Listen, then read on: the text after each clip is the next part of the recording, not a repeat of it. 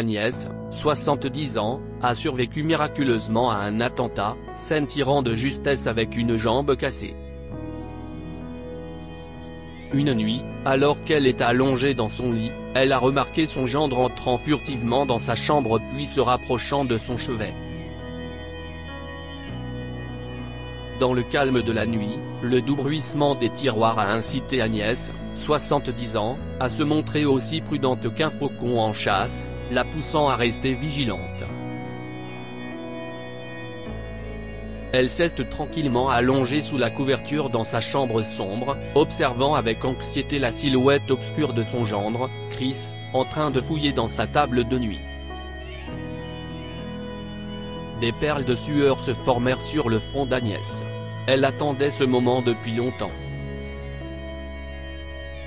D'un geste du poignet, elle alluma brusquement la lumière. Je t'ai attrapé, sale rat. Ton inextinguible cupidité t'a enfin démasqué. Il est temps de dire adieu à ma fille et de rendre ta liberté aux flics. Ah Agnès, bégaya Chris, choqué et pâle. Une expression d'agitation et de surprise envahit son visage. Je croyais que tu étais morte. Il y a quelques mois. Agnès et sa fille Grace, 45 ans, sont entrées au Silver Grand Café pour rencontrer Chris, le petit ami de cette dernière depuis 6 mois. Bonjour, Madame Xavier. Si est un plaisir de vous rencontrer, dit Chris en se levant pour lui serrer la main. Grace lui avait dit que Chris était de 13 ans son cadet, mais Agnès n'aurait jamais pensé qu'il serait aussi charmant. De plus, il lui était étrangement familier. Le trio s'assit, et Agnès commença immédiatement à lui interroger. Je ne pense pas. Chris regarda Agnès droit dans les yeux. Oh, maman. Je suis sûr que tu te trompes. Grace poussa une assiette de homard vers Agnès. Il commence à faire froid. Mangeons. Le dîner se poursuivit aussi maladroitement qu'on pouvait s'y attendre et avec beaucoup de frustration de la part d'Agnès. Chaque fois qu'elle posait une question à Chris, Grace intervenait pour répondre. Lorsque l'addition arriva, Agnès regarda avec incrédulité Grace sortir son portefeuille pour payer. Ainsi, si est ta femme bien-aimée qui paie ton dîner, jeune homme ? Demanda Agnès à Chris. Le grand-père de Chris lui a laissé un énorme héritage, mais il ne peut pas y accéder tant que les papiers ne sont pas réglés. Il aura plus d'argent qu'il ne faut pour s'occuper de moi à ce moment-là, déclara Grace, prenant une fois de plus la défense de Chris. Chris se leva de sa chaise et serra Grace dans ses bras en faisant claquer son blazer. Merci pour le dîner, ma chérie. Je dois faire une présentation à un important client japonais et je suis déjà en retard. Une fois que Chris a quitté le restaurant, Grace reprocha à sa mère d'avoir été si impolie avec Chris. Je ne sais pas faire semblant Grace. Je dis seulement ce que j'ai envie de dire en face. Parce que je mérite de connaître la vérité. Rentrons à la maison maintenant. Agnès se lève. Grace est là un taxi pour sa mère, déclarant qu'elle devait retrouver une amie au théâtre. Grace regarda fixement par la fenêtre du taxi pendant que le chauffeur se frayait un chemin dans la circulation. Au moment où le taxi traversait une voie, Agnès remarqua Chris qui entrait dans un magasin de location de costumes, un sac à la main. Arrêtez la voiture, chauffeur, demanda Agnès au chauffeur, et le taxi s'arrêta sur le bord de la route. Agnès baissa la vitre. Ses yeux perçants ne la trompaient pas, c'était bien Chris. Quelques minutes plus tard, il sortait du magasin dans un état lamentable. Le costume bleu impeccable du dîner avait disparu, remplacé par un pantalon miteux, un sweat à capuche défraîchie et des chaussures éraflées. Ce n'était vraiment pas une tenue appropriée pour une importante présentation d'affaires. Agnès ne pouvait que supposer qu'il leur avait menti, à elle et à Grace. Elle demanda au chauffeur de le suivre, mais quelques instants plus tard, Chris s'engagea dans une ruelle où la voiture ne pouvait pas accéder. Elle l'a donc suivi à pied. Très vite, Agnès s'est rendu compte qu'elle se trouvait dans un quartier louche, connu pour ses activités criminelles. Elle regarda avec incrédulité Chris se glisser dans une maison délabrée. Elle s'est approchée, faisant attention à ne pas être vue ou attrapée, et a jeté un coup d'œil à travers une fenêtre fissurée. Alors qu'elle se demandait où Chris avait obtenu la photo, de sombres souvenirs lui revinrent en mémoire, la secouant comme un coup de tonnerre. Si est-il pour cela que Chris m'a semblé si familier, murmura Agnès. Il y a 15 ans, un jeune homme nommé Larry, qui ressemblait exactement à Chris, avait essayé de voler le collier. Il prétendait qu'il s'agissait d'un héritage familial volé par les ancêtres d'Agnès. Une bataille juridique s'ensuivit, mais Larry fut finalement envoyé en prison, où il mourut dans un incendie. Agnès se souvint d'avoir vu le jeune frère de Larry dans la salle d'audience. En un éclair, elle a compris que ce jeune homme était Chris et qu'il avait dû chercher Grace pour se venger de la mort tragique de son frère. Mais Grace ne la croira jamais sans preuve. Les doigts tremblants, Agnès pointa l'appareil photo de son téléphone vers le salon de Chris. Elle déclencha accidentellement le flash en essayant de prendre une photo de lui en train de regarder la photo du collier. Chris s'est retourné pour faire face à la fenêtre. Agnès s'est enfuie. De sa cachette derrière une poubelle, elle a vu Chris apparaître sur le pas de la porte. Il a regardé la rue de gauche à droite, puis il est retourné à l'intérieur. Agnès soupira de soulagement. Le cœur battant, elle s'échappa de la ruelle et héla un taxi qui la ramena chez elle. Le lendemain matin, Agnès se précipita à l'appartement de sa fille pour la sauver. Elle est l'objet de famille, des griffes de Chris.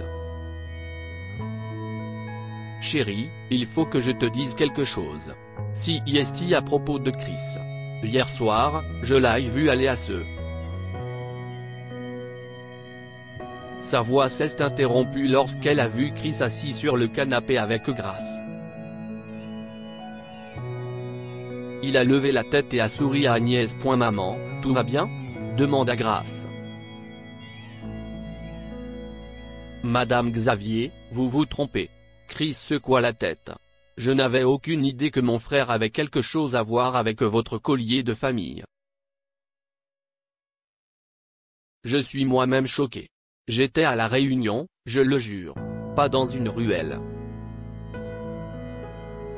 D'ailleurs, si je voulais voler Grace, pourquoi aurais-je planifié ça ? Chris fouilla dans sa poche et en sortit une petite boîte en velours.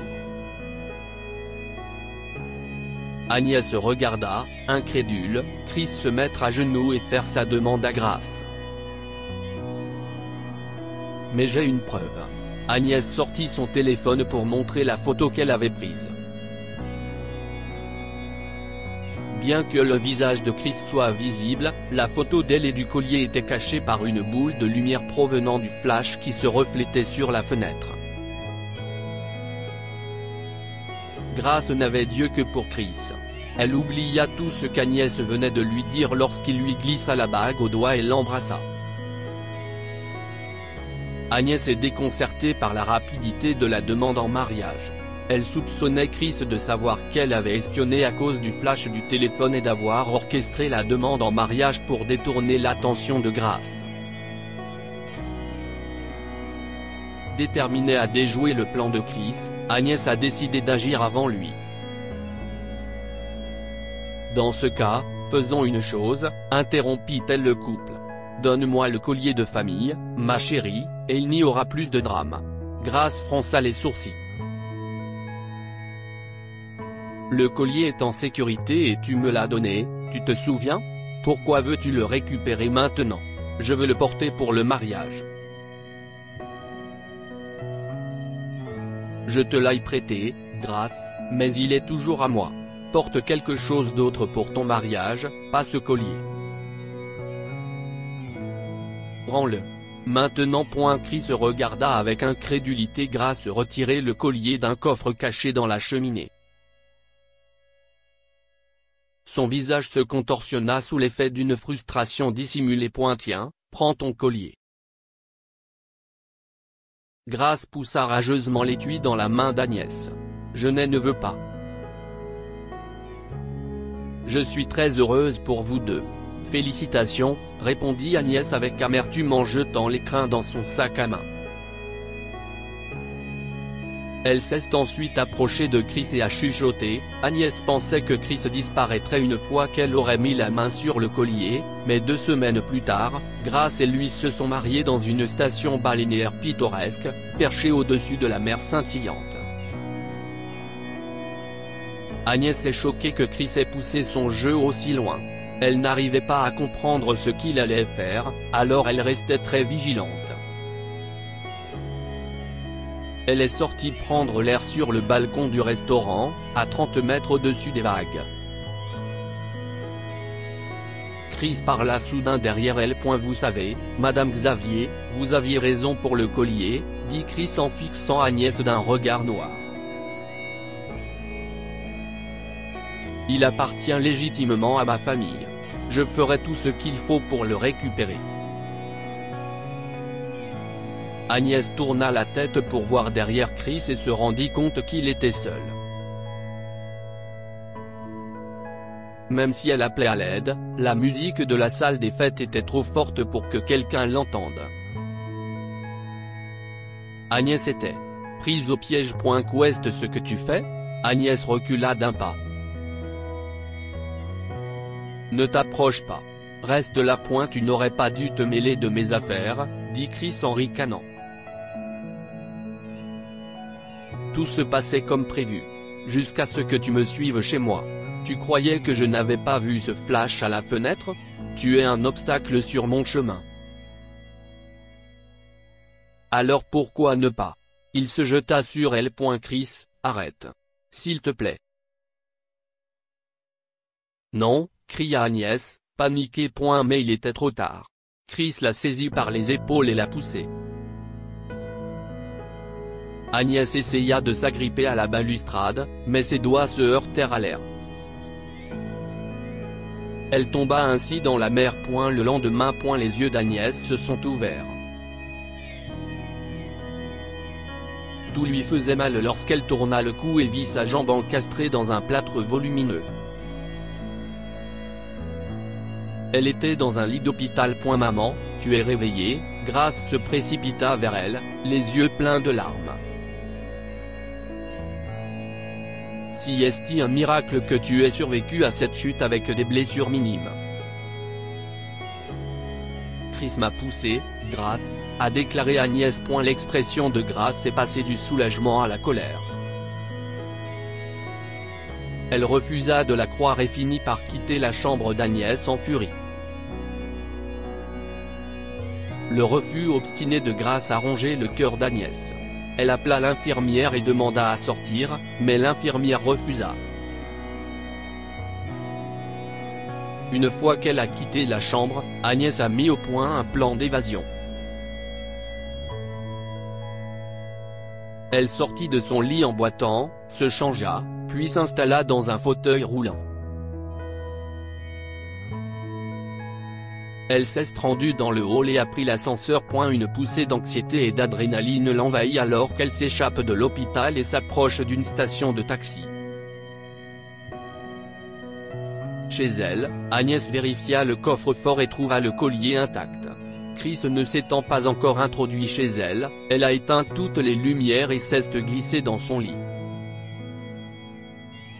Elle savait que Chris viendrait chercher le collier. Et si est ce qu'il a fait. Retour au présent. Tu as survécu à cette chute? Chris se renfrogna et fit craquer ses articulations. Je suppose que je vais devoir me salir les mains et t'envoyer au casse-pipe. Il s'avançait vers elle lorsque la porte de la chambre s'ouvrit avec fracas. Une escouade de policiers encercla Chris et l'arrêta. Grace se précipita aux côtés de sa mère lorsqu'elle apprit la nouvelle et s'excusa de ne pas l'avoir cru. La vérité finit toujours par éclater, a déclaré Agnès. Agnès a serré Grace dans ses bras et elles se sont préparées à partir pour l'hôpital afin de poursuivre le traitement d'Agnès. Dites-nous ce que vous pensez de cette histoire et partagez-la avec vos amis.